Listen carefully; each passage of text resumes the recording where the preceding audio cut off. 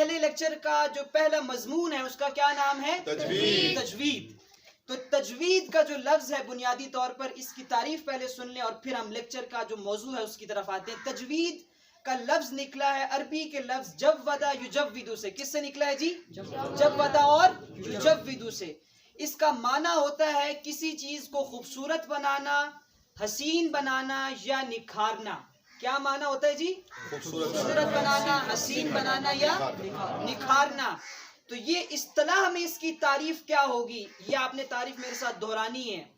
تجوید کہتے ہیں ایسے اصول و ضوابط کا علم، ایسے اصول و ضوابط کا علم، میرے ساتھ دہرائیں، ایسے اصول و ضوابط کا علم جن کے ذریعے حروف قرآنیہ کے مخارج اور صفات کو جانا جائے،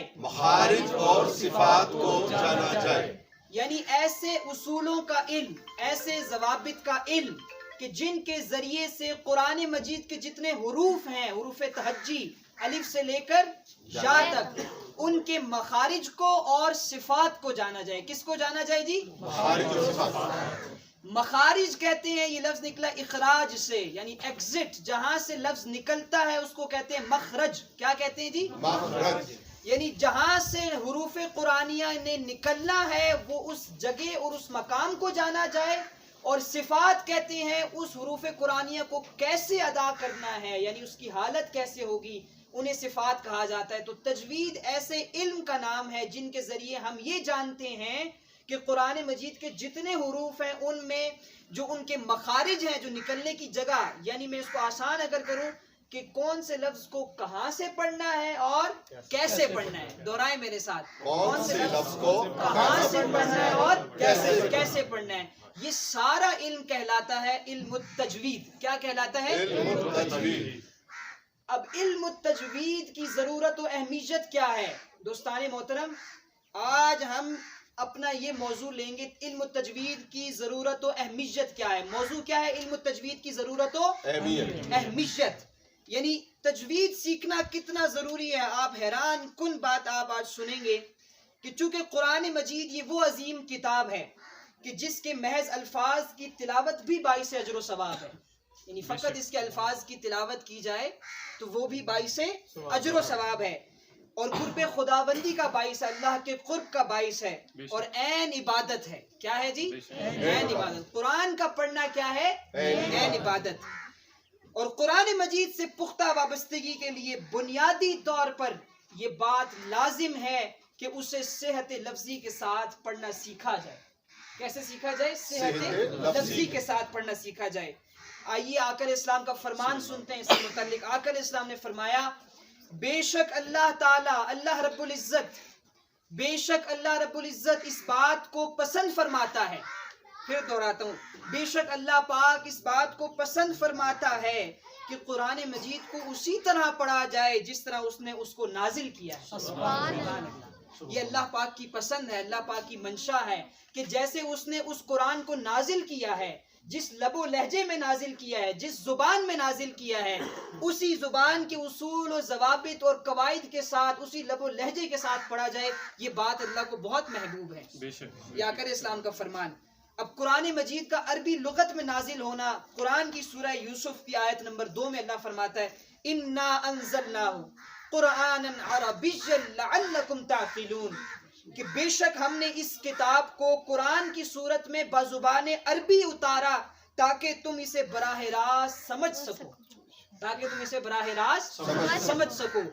یہ جو آیت کریمہ اللہ رب العزت نے بیان کی، اس سے مراد یہ قرآن مجید کو عربی زبان میں اتارنے کا مقصد اللہ پاک نے بتا دیا کہ اس لیے عربی زبان میں اتارا کہ عربی جیسی فصیح و بلیغ زبان دنیا کی کوئی زبان نہیں ہے، تو لہذا براہ راست سمجھنے کے لیے تمہیں عربی میں قرآن مجید کو اتارا، اور عربی میں چونکہ اتارا تو تقاضا بھی اللہ یہی کرتا ہے کہ اسے کس میں پڑھا جائے؟ عربی میں پڑھا جائے۔ تو آئیے آگے دیکھتے ہیں کہ جب قرآن کا نزول عربی زبان میں ہوا تو لازم ہے کہ اسے عربی مخارج اور صفات کے ساتھ پڑھا جائے۔ آقا علیہ السلام کا ایک اور فرمان آئیے دیکھیے، آقا علیہ السلام نے فرمایا، قرآن مجید کو عرب کے لہجوں اور آوازوں سے زینت دو. سبحان اللہ. یعنی جیسے عربی لوگ جو جیسے قرآن کو خوبصورت آوازوں سے زینت دیتے ہیں، ویسے قرآن مجید کو اپنی آوازوں سے زینت دو. ایک حدیث پاک اور سنیے، بہت غور طلب. آقا علیہ السلام نے فرمایا کہ یہ جو قرآن ہے، یہ حضور کا فرمان ہے. پھر سے دہرا رہا ہوں، یہ جو قرآن ہے، حضور فرما رہے ہیں، یہ جو قرآن ہے یہ غم سے لبریز نازل ہوا ہے. تو میرے امتیوں، جب اسے پڑھا کرو تو حضور نے فرمایا رویا کرو. جب تم قرآن پڑھو تو رویا کرو. پھر فرمایا اگر رو نہ سکو، اگر رونا نہ آئے تو حضور نے فرمایا کم سے کم رونے والی حالت ہی بنا لیا کرو. پھر حضور نے فرمایا اپنی آوازوں کے ساتھ اس کو نغمگی کے ساتھ پڑھو. کیسے پڑھو؟ نغمگی، یعنی نغمے کو جیسے گنگنایا جاتا ہے، قرآن کو اپنی آواز سے نغمگی کے ساتھ پڑھو، خوش الہانی کے ساتھ پڑھو. پھر آگے سنیے، آقا علیہ السلام نے فرمایا جو شخص ہم میں سے، جو شخص مسلمانوں میں سے جو شخص قرآن کو نغمگی کے ساتھ یا خوش الہانی کے ساتھ نہیں پڑھتا، حضور نے فرمایا وہ ہم میں سے نہیں ہے. اللہ اکبر. یعنی اندازہ لگائیے، جو نغمگی کے ساتھ، خوش الہانی کے ساتھ، اچھی قرات کے ساتھ جو نہیں پڑھتا، حضور نے فرمایا اس کا میرے ساتھ تعلق نہیں ہے. اب یہاں میں ایک بات روک کر کہنا چاہتا ہوں دوستان محترم، ہم یہ سمجھتے ہیں کہ ہم نے اگر یا رسول اللہ صلی اللہ علیہ وسلم کا نعرہ لگایا تو ہم حضور علیہ السلام کے ہو گئے. حضور یہ فرما رہے ہیں جس کو قرآن عربی لہجے میں نہیں پڑھنا آتا اس کا میرے ساتھ تعلق نہیں. تو ہم کہاں بیٹھے ہیں آج اس معاشرے کے اندر؟ یعنی آپ مجھے ایمانداری سے بتائیں کتنے فیصد لوگ ہیں معاشرے کے جو قرآن مجید کو تجوید کے ساتھ پڑھنا جانتے ہیں؟ کتنے فیصد لوگ ہیں؟ کتنے ہوں گے؟ تقریباً 100 میں سے اگر پرسنٹیج نکالیں کتنے ہو سکتے ہیں اندازاً قاری صاحب؟ عوام میں تو 2% ہوں گے. 2% ہوں گے. کرام میں 10%.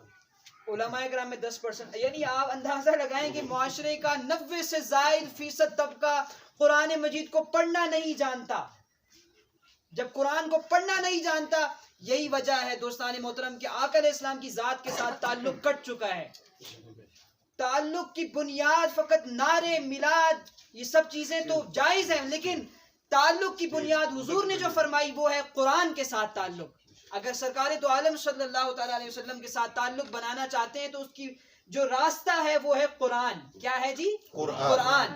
تو لہٰذا دوستان محترم، یہ جو مرکز علم کی کلاس ہے، اس میں آنے کا مقصد یہ ہے کہ معاشرے میں جو لوگ جن کا تعلق قرآن سے کٹ چکا ہے انہیں دوبارہ قرآن کے ساتھ جوڑا جائے. تجوید سکھا کر انہیں قرآن مجید کے علوم کے ساتھ جوڑا جائے، قرآن پڑھنا سکھایا جائے تاکہ ان کا تعلق آقا علیہ السلام کی ذات اقدس کے ساتھ جڑ سکے. اب آگے دیکھیے، آقا علیہ السلام کی حدیث پاک ہم نے پڑھی، اور آخری حضرت عبداللہ ابن مسعود رضی اللہ تعالی عنہ، آپ حضور علیہ السلام کے بہت بڑے صحابی ہیں. آپ کا قول ہے کہ قرآن مجید کو تجوید کے ساتھ پڑھو اور خوبصورت آوازوں کے ساتھ اس کو مزین کرو، اور اس کو فصیح عربی میں پڑھو، جو عربی کی زبان ہے اس میں پڑھو، کیونکہ یہ عربی میں نازل ہوا ہے اور اللہ تعالیٰ یہ بات بہت پسند فرماتا ہے کہ اسے عربی میں پڑھا جائے. سبحان اللہ. اور پھر امام جزری کا قول ہے، آپ فرماتے ہیں کہ قرآن پاک شروع کرنے سے پہلے اولاً یہ بات ضروری ہے کہ قرآن پڑھنے والا حروف کے مخارج اور صفات کو جانے. یعنی قرآن کو تب تک نہیں پڑھا جا سکتا جب تک کہ قرآنی حروف کے مخارج اور صفات کو نہ جانا جائے. اور پھر فرمایا کہ تاکہ قرآن پڑھنے والے صحیح ترین لغات کے ساتھ قرآن پاک کا تلفظ ادا کر سکیں. تو یہ تجوید جو ہے، جو ہم اس مرکز علم میں پڑھنے جا رہے ہیں، آج ہم نے اس کی فقط ضرورت و اہمیت قرآن اور حدیث سے لی ہے کہ کتنی اہمیت ہے معاشرے میں تجوید کو سیکھنے کی. اس سے کوئی غرض نہیں آپ کی عمر 70 برس ہے کہ 80 برس ہے، کوئی غرض نہیں. لیکن یہ بات یاد رکھیں، پہلے آپ کو موقع ملا نہ ملا، لیکن اب اس گھر میں انشاءاللہ مرکز علم کی بدولت آپ کو یہ موقع مل رہا ہے کہ قرآن مجید کو عربی لغت کے ساتھ سیکھیں یہاں پر آ کر.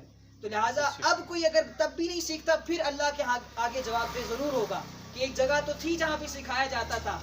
تو لہٰذا تجوید کے لحاظ سے جو بات ابھی کی گئی کہ انشاءاللہ اس 4 مہینے کے نصاب کے بعد اتنی آسان تجوید اس میں شامل کی گئی ہے. بغداد کے ہمارے اسکالرز نے بیٹھ کر جو بغداد سے تجوید کو پڑھ کر آئے ہیں انہوں نے اس کو ترتیب دیا اس نصاب کو. حافظ سعید رضا بغدادی صاحب بہت بڑے قرآن اسکالر ہیں, ان کی سربراہی میں ایسی تجوید اس کو ڈیزائن کیا گیا ہے کہ بندہ چاہے 80 برس کا بھی ہو تو اسے تجوید اسی طرح سمجھ آئے گی جیسے 10 سال کے نوجوان کو سمجھ آئے گی. اور انشاءاللہ 4 ماہ کے بعد اس نصاب کو پڑھنے کے بعد یہ بات میں آپ کو گارنٹی سے کہتا ہوں کہ انشاءاللہ آپ اس قابل ہوں گے, کسی عربی قاری سے کم تجوید پڑھنے والے نہیں ہوں گے آپ انشاءاللہ, یعنی اس لیول کی تجوید انشاءاللہ آپ پڑھ لیں گے انشاءاللہ تعالی. یہ ہمارا تجوید کا آج کا لیکچر جو مکمل ہوا. نیکسٹ جو ہمارا لیکچر ہے وہ ہے ترجمہ و تفسیر. کیا ہے جی؟ ترجمہ و تفسیر. ترجمہ و تفسیر. اب یہ بہت ضروری اسپیکٹ ہے. آقا علیہ السلام کے ساتھ تعلق کی بنیاد میں نے بتا دی, وہ کیا ہے؟ قرآن. کیا ہے جی؟ قرآن. اور قرآن کو پہلے پڑھنے کے بعد جو اس کا اصل مقصد ہے, قرآن کو پڑھنے کا مقصد, وہ اللہ پاک نے فرمایا لعلکم تعقلون, تاکہ تم اسے سمجھ سکو. کیا کر سکو؟